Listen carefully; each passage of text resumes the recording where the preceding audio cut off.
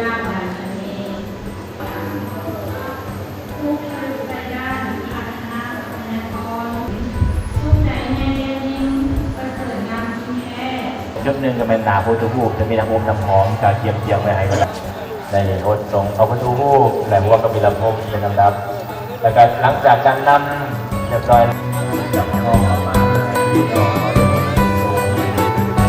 จากวัตถุประสงค์แล้วแต่ในเรื่องการทรงทางวัตถุประสงค์นำไปการฝังขวา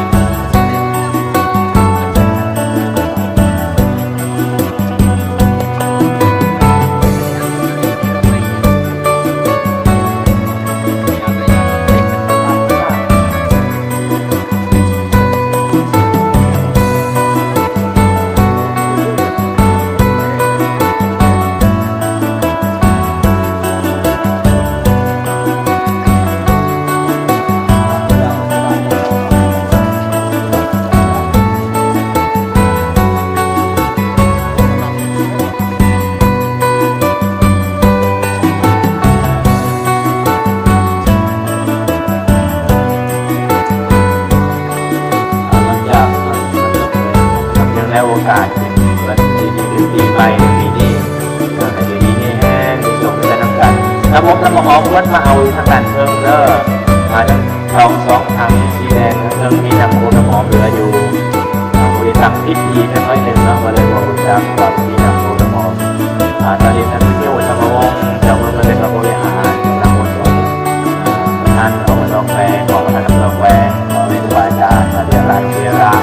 ปฏิบัติก่อน